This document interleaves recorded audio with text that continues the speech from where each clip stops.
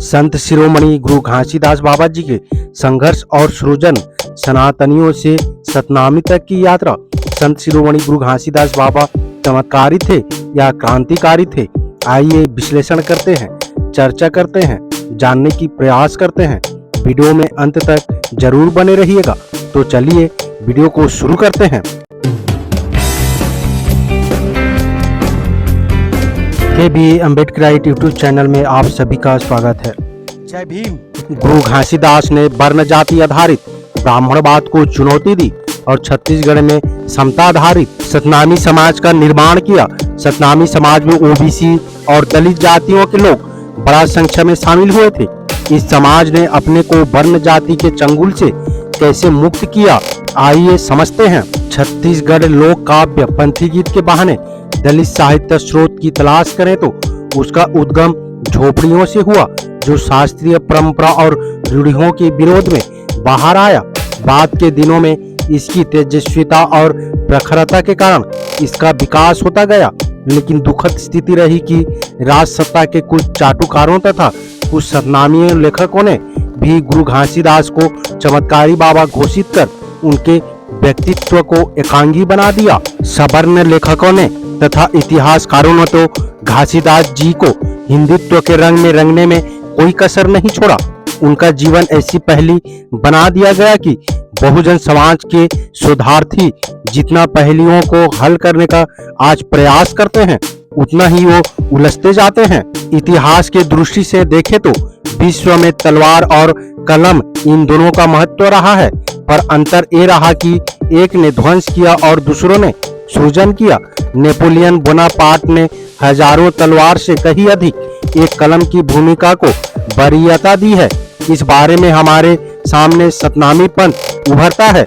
गुरु घासीदास जी ने न सिर्फ मध्यकाल की संत परंपरा को आधुनिक काल से जोड़ा, बल्कि तथागत गौतम बुद्ध के सतनाम मानवीय दर्शन को भी आगे बढ़ाया। लेकिन उन्होंने संघर्ष को नहीं छोड़ा, इसलिए कि संघर्ष ही उनका जीवन था और संघर्ष के साथ ही सृजन। इस बारे में उन्हें पहला संत गुरु या पंथ प्रदर्शक ही कहा जाएगा, जिनके दर्शन से क्रांति के बीज उभरे, जिन्होंने अपने अनुयायियों के आत्मसम्मान का जीवन जीना सिखाया। वो एक संत प्रकृति के महापुरुष थे। घासीदास का संतत्व उनके क्रांतिकारी जीवन का स्रोत था। उनका क्रांतिकारी तथा साधु रूप मानवता के प्रति गहरी चिंता का विषय था। इसलिए एक संत का क्रांतिकारी होना उसका अवमूल्यन नहीं है। निश्चित ही आधुनिक युग में घासीदास जी भारतीय समाज में एक सशक्त क्रांतिदर्शी और क्रांतिकारी आध्यात्मिक गुरु के रूप में उभरे थे। भारत में उन्होंने राजा राममोहन राय से बहुत पहले नव जागरण का संदेश दिया। यह महत्वपूर्ण तथ्य बहुजन समाज के शोधार्थियों को गंभीरता से लेना चाहिए। संगठन और संघर्ष इन दोनों का महत्व घासीदास जी ने सूर्य की तरह जाना था। ये सब उन्होंने अपने पुरखों से समझा था। उन्होंने पंजाब के नारनौल में औरंगजेब की सेना को जबरदस्त जवाब दिया था। उनके पास बल था, पर छल से कोसों दूर रहे। वो स्वाभिमानी थे। गुरु घासीदास जी ने छत्तीसगढ़ के भूमिपुत्रों के बीच चेतना जगाई और समाज में जाति भेद के खिलाफ समतावादी समाज की रचना के लिए आह्वान किया। कहना न होगा कि कबीर, रविदास, गुरु नानक, गुरु गोविंद सिंह और नाभादास आदि की क्रांतिकारी परंपरा को उन्होंने आगे बढ़ाया। इस तरह तथागत गौतम बुद्ध के द्वारा शुरू किए गए सतनाम दर्शन को पहले कबीर ने स्वीकार किया और कबीर के बाद गुरु घासीदास के पुरखों ने अपनाया। फिर अपने पुरखों से इसी मानवीय पंथ को स्वयं गुरु घासीदास ने आगे बढ़ाया। देखा जाए तो सतनाम पंथ पहले इतिहास से जुड़ा, फिर राजनीति से जुड़ा और बाद में समाज सुधार से जुड़ा। इस तरह 3 चरणों से होते हुए गुरु घासीदास, उनके बेटे बालक दास तथा अनुयायियों का आंदोलन आगे बढ़ा। संक्षिप्त में देखें तो उस समय दलितों पर 2 तरह का उत्पीड़न हो रहा था। एक और हिंदू समाज में विषमता थी, दूसरी तरफ मुस्लिम समाज के लोगों के द्वारा भी दलितों के साथ भेदभाव होता था। इतिहास में देखें तो 1656 ईस्वी में शाहजहां की मृत्यु हो गई थी। उसी वर्ष उसका पुत्र औरंगजेब गद्दी पर बैठा, जो 1656 से 1707 तक रहा। पंजाब में सिखों के साथ मुगलों के युद्ध होते रहे। जाटों ने भी विद्रोह किए, सतनामियों ने भी विद्रोह किए। पंजाब में औरंगजेब के अत्याचार बढ़ने लगे थे। सतनामी भी बेचैनी अनुभव करने लगे थे। असल में तब तक सतनामी नाम से श्रमिक जातियों का ऐसा समाज बन गया था जो जातियों के जाल से मुक्त होकर समता, स्वतंत्रता और बंधुत्व में विश्वास करने लगा था। वो हिंसक नहीं थे, लेकिन गुरु गोविंद सिंह की तरह अपनी सुरक्षा के लिए तैयार भी रहते थे। इसी दौरान औरंगजेब की सेना से एक बार नहीं कई बार सतनामियों के साथ छोटे छोटे युद्ध हुए। उन्होंने मुगल फौजों से डटकर मुकाबला किया। मनोवैज्ञानिक रूप से 2-3 बार तो मुगल सिपाही परास्त होते दिखाई दिए, पर बाद में दिल्ली से भारी संख्या में सिपाहियों के साथ तोपों भी लाई गई, जिनका सामना अधिक दिनों तक सतनामी नहीं कर सके। ऐसा भी कहा जाता है कि सतनामियों के बच्चे तोपों में घुस जाते थे और दुश्मन की सेना को परेशान करते थे, पर अंततः सतनामियों को हारना पड़ा। न ही सिर्फ हारना, बल्कि उन्हें अपनी मातृभूमि से भी गुजरना भी पड़ा। नारलोर से सतनामी मुगल सेना से बचते हुए बिहार, असम, दिल्ली, नागपुर, बंबई गए। सबसे अधिक संख्या में महानदी के किनारे किनारे जाते हुए सतनामी छत्तीसगढ़ पहुंचे, जहां सघन वन थे। हालांकि मुगल सैनिकों ने उनका पीछा भी किया, लेकिन वो जंगलों या वनों में अपने आप को छुपाते रहे। बाद के दिनों में सतनामियों ने न केवल मुगलों के खिलाफ विद्रोह किए, बल्कि ब्रिटिश साम्राज्य से भी अपना सामना किया। जिन दिनों बाराबंकी और छत्तीसगढ़ में सतनाम पंथ का जन जन में प्रचार प्रसार हो रहा था, उस समय पूरे देश में हाशिए के लोगों के बीच चेतना उभरने लगी थी। वो अपने इतिहास और अस्मिता से रूबरू हो रहे थे और वर्तमान में समता तथा सम्मान के लिए संघर्ष कर रहे थे। पंजाब में बाबू मंगूराम मुंगोवालिया ने आदि धर्म पंथ की शुरुआत की।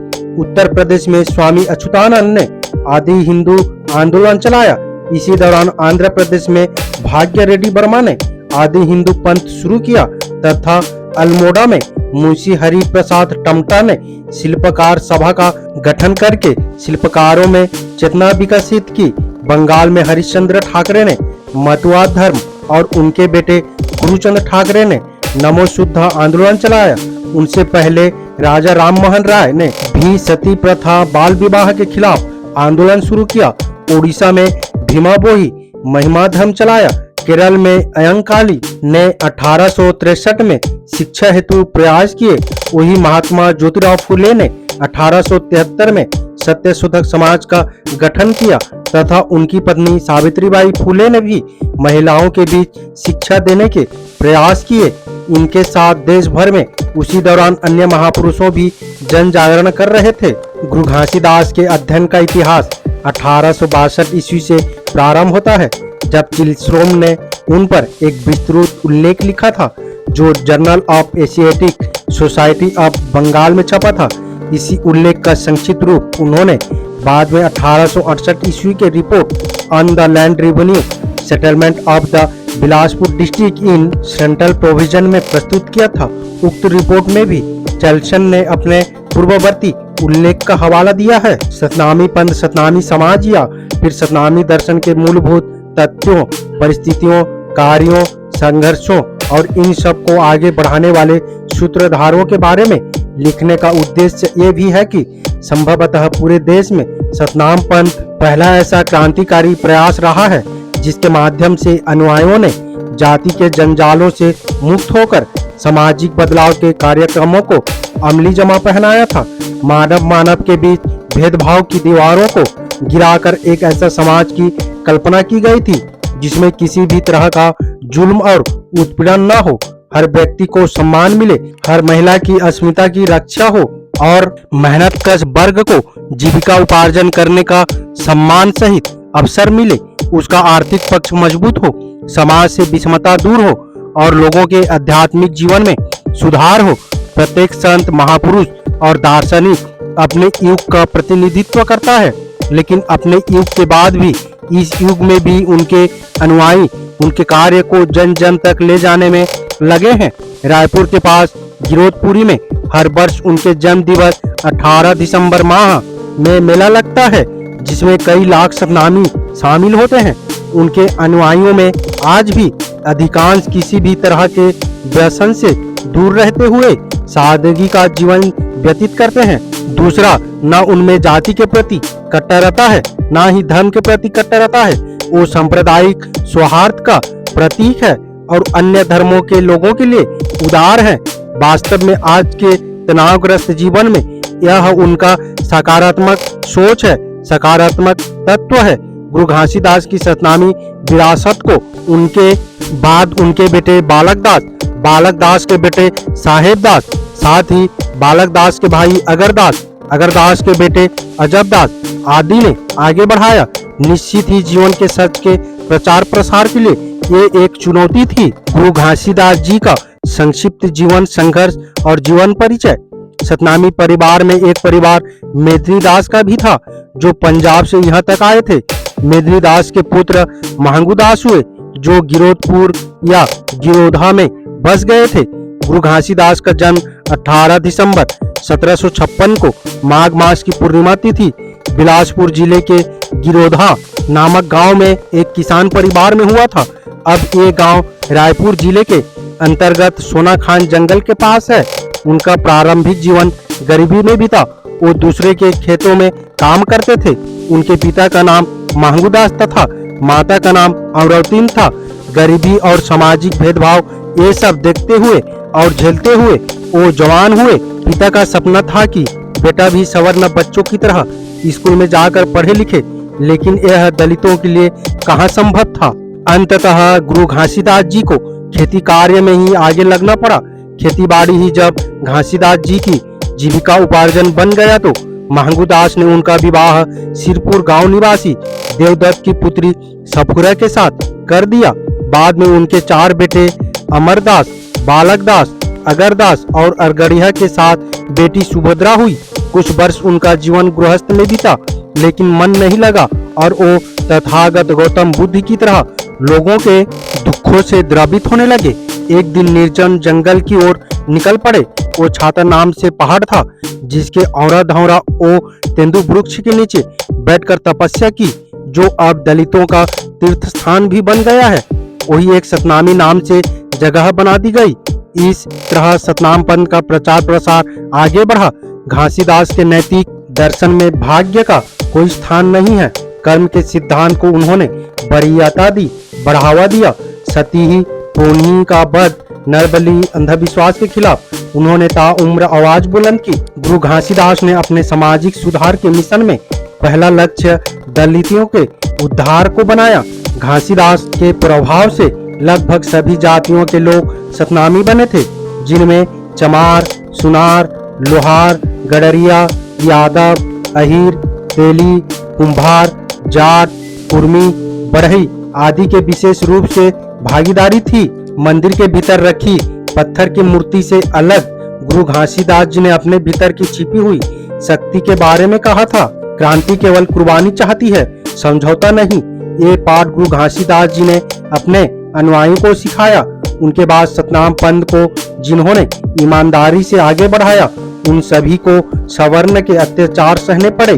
गुरु घासीदास जी और सतनामियों के बारे में एक महत्वपूर्ण बात ये दर्ज करनी जरूरी है। वो एक की अधिकांश ब्राह्मण को उस समय उनके पंथी गीत के साथ मानवता के लिए दिए गए संदेश रास नहीं आते थे। इसके बावजूद भी सतनामियों के नैतिकता और स्वच्छता तथा चाल चलन में ब्राह्मण पीछे ही थे। लेकिन सवर्ण को ये पसंद नहीं था कि दलित समाज का कोई संत या गुरु आगे बढ़े। ये कहना कोई कमी नहीं होगा कि मनुवाद पूरे देश में हावी था, लेकिन गुरु घासीदास भी अपनी प्रतिमा, चरित्र बल तथा साहस से इतिहास के उस गौरवशाली अध्याय से जुड़े जिसे आज हम पढ़ते हैं। इस काल की सामाजिक, आर्थिक, सांस्कृतिक तथा धार्मिक परिस्थितियां विषमता से परिपूर्ण थी। 1740-41 तक छत्तीसगढ़ का शासन सूत्र मराठों के अधिकार में जा चुका था। घासीदास कालीन छत्तीसगढ़ 10,000 वर्ग मील के क्षेत्र में फैला हुआ था। मराठों बहुत निर्दयी थे। न्याय नाम की कोई चीज नहीं थी। ब्राह्मण गोसाई तथा बैरागियों को कभी मृत्युदंड शायद ही दिया गया हो। ब्रिटिश औपनिवेशिक शक्ति की नजरें छत्तीसगढ़ पर पहले से ही थी। सतनामी विद्रोह 1820 से 1830 तक छत्तीसगढ़ के इतिहास में एक महत्वपूर्ण घटना है। तत्कालीन समय में छत्तीसगढ़ में सूफियों, बैरागियों, शाक्तों, कबीरपंथियों, रविदासों तथा रामनामियों का प्रभाव था। संत धर्मदास कबीरदास के पट्ट शिष्य थे। उनका जन्म कसौदा ग्राम के वैश्य परिवार में हुआ था। उन्होंने लोकगीतों को सहज सरल शैली में आम जन को दिया। दूसरी ओर देखें तो घासीदास के अनुयायी पहले अपने आप को रविदास की परंपरा से जोड़ते थे। रसेल तथा हीरालाल प्रथम खंड 1916-313 में पूरी तरह चर्चा है। इसमें आप देख सकते हैं इसी नाम से एक दूसरा पंथ 18वीं शताब्दी में आया। इसके संस्थापक जगजीवन दास थे। गुरु घासीदास की कथा औरा तथा धौरा नामक वृक्षों के नीचे तपस्रण के साथ प्रारंभ होती है। घासीदास जी का जीवन इतिहास में शोषित और शोषक वर्ग के बीच के संघर्ष को उभरता है। कहना न होगा कि पंथी गीत मिथकीय फॉर्मेट कथा वस्तु से जुड़े। हिबेट ने 1869-33 खंड में लिखा। Risley tribes and caste of Bengal में लिखा। बोस 1890-2923 में लिखा तथा रसेल ओ हीरालाल प्रथम खंड 312-3 के अध्ययन क्रम के दौरान छत्तीसगढ़ के सतनामियों ने अपने आप को रविदास का वंशज माना था। डेंजिल इब्बेतसन ने सतनामियों को छत्तीसगढ़ के मूल हिंदुओं के बीच घुसपैठियों के रूप में चित्रित किया है। इब्बेतसन ने पंजाब में जनगणना का कार्य किया था। सतनामी मूल रूप से पंजाब से आए थे। घासीदास जन्म से ब्राह्मण, क्षत्रिय, वैश्य और शूद्रों को नहीं मानते थे। पंथी गीत में वर्णित चारों बरन ला अमृत पिलाए में उनका यही भाव था। वो व्यक्तियों के टाइप को मानते थे। उनके अनुसार ब्राह्मण में भी शूद्र पैदा होते हैं और शूद्र में भी ब्राह्मण पैदा होते हैं। क्षत्रिय में भी वैश्य पैदा होते हैं और वैश्य में भी क्षत्रिय पैदा हो जाते हैं। वो वर्ण के इन मनोवैज्ञानिक तथ्य को अच्छी तरह से समझते थे और जातीय भेदभाव मिटाने का प्रयास करते थे। डॉक्टर हीरालाल शुक्ला के अनुसार वो केवल दलितों के ही मसीहा नहीं थे, अपितु संपूर्ण छत्तीसगढ़ के मसीहा बनकर उभरे थे। इसलिए उनके सामने छत्तीसगढ़ की अस्मिता का सवाल प्रमुखता से रहा। 1820 से 1830 के मध्य छत्तीसगढ़ एक सांस्कृतिक क्रांति के दौर से होकर गुजरा था। सतनामियों के संगठन और संघर्ष ने प्रतीक के रूप में सफेद झंडे का चुनाव किया था, जिसे जैत खाम पर लहराया जाता था। प्रत्येक प्रातः और स्वयं सूर्योपासना की विधि प्रचलित थी। गुरु घासीदास जी का परिनिर्माण 20 फरवरी 1850 को हुआ। सतनामियों के गोत्र संक्षेप में इस प्रकार है: सोनी, जांगड़ा, बंजारा, मंडल, राउत, सोनवर्षा, चौहान, पटेला। और जहां तक धर्म की बात है, सतनामियों ने अपना धर्म अलग माना है। ना वो हिंदू थे और ना ही मुसलमान। गुरु ग्रंथ साहिब की तरह गुरु घासीदास ने निर्माण ज्ञान की रचना की। गुरु घासीदास के वैभव से समृद्ध सैकड़ों नृत्यमय पंथी गीत सतनामियों में प्रचलित है। उनमें से एक पंथी गीत धरती और किसान के महत्व को रेखांकित करता है। हिरण्यकेशी सूत्र ने यह भी व्यवस्था दी थी कि यदि कोई शूद्र कर्तव्यनिष्ठ आर्य को भला बुरा कहे अथवा मार्ग या किसी सवारी या किसी आसन पर उसकी बराबरी करे तो उसे छड़ी से पीटना चाहिए। बिल्सल इंडियन कास्ट पृष्ठ नंबर 195 में दिया गया है। निकटता का यह एक दूसरा ही पक्ष था, जिसमें आसन के स्तर के अनुसार सोपानिक भिन्नता का ज्ञान होता है। मात हाथ या छोटे व्यक्ति को अपने से बड़े व्यक्ति के सामने अधिक ऊंचे या समान बराबरी वाले शासन पर नहीं बैठना चाहिए। निर्विवाद रूप से यह एक सामंती विचार है, जिसका इतिहास मनुस्मृति ग्रंथों से जुड़ा हुआ है। मनुस्मृति के 11:198 का कथन है कि जब शिष्य अध्यापक या गुरु के पास हो तो उसे चाहिए कि अपनी सैया या आसन उसकी सैया या आसन से नीचे कर ले। बिल्स 1962 से 1961 ने ये अनुभव किया था कि गांव के महत्वपूर्ण व्यक्ति जब मालगुजार से मिलने आते थे तो वो मालगुजार के आसन के नीचे बने हुए आसन में बैठते थे। इस प्रकार स्थानगत दूरी प्रतिष्ठा का पैमाना बन गई थी। इसमें कोई आश्चर्य नहीं कि घासीदास के अनुयायी इस बात को नहीं भूले थे।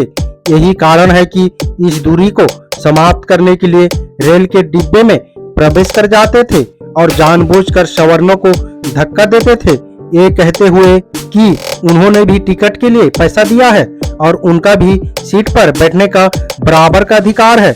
ऐसी स्थिति में सवर्ण अपने आप को भ्रष्ट मानकर शुद्ध होने के लिए स्नान करते थे। रसेल तथा हीरालाल खंड 1916 पृष्ठ 314 में सतनामी विद्रोह में सतनामियों की ये चाह थी कि वो अपने खोए हुए आत्मसम्मान को पुनः प्राप्त कर सके।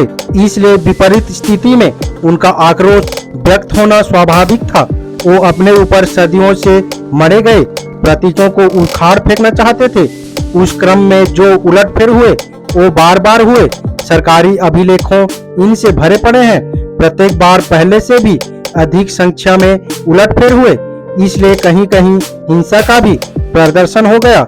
सम्मानजनक ऊंचाई के पारंपरिक नियम उस समय टूटे जब सतनामी विद्रोह के दरमियान कोई सतनामी वहां के सुविधाभोगी व्यक्ति के घर के सामने से हाथी या घोड़े पर चढ़कर निकला। बोस 1890 में उसने ऐसा इसलिए किया कि परंपरा से चले आ रहे निषेध का उल्लंघन करे। उनके बेटे बालक दास की तो हत्या इसलिए ही कर दी गई थी कि हाथी पर चलते थे। यहाँ ये सवाल पाठकों के बीच से आ सकता है कि सतनामियों के पास हाथी घोड़े कहाँ से आ गए। असल में छत्तीसगढ़ के समृद्ध बनाने में उनका बड़ा हाथ रहा है। हरियाणा से छत्तीसगढ़ आने पर सतनामियों ने सुनी पड़ी धरती में अन्न उगाने में बहुत मेहनत की। परिमाण स्वरूप उनके पास भी पैसा आया। उम्मीद करता हूँ वीडियो को समझ गए होंगे। अगर समझ गए हैं तो अपने परिवारजनों को, दोस्तों को, मूल निवासी SC ST OBC Bahujan Samaj को शेयर जरूर करें ताकि उन्हें भी पता चल सके, जानकारी हो सके। मेरा आप सभी बहुजन समाज मूल निवासी अम्बेडकरवादियों से अपील है, हम अपने समाज को जागरूक करने के लिए बहुत मेहनत करते हैं और अम्बेडकर विचारधारा वाले वीडियो को लाते रहते हैं। आपकी एक सब्सक्राइब हमारे हौसले को बुलंद कर हमें दोगुनी हौसला प्रदान करता है, मजबूत करता है।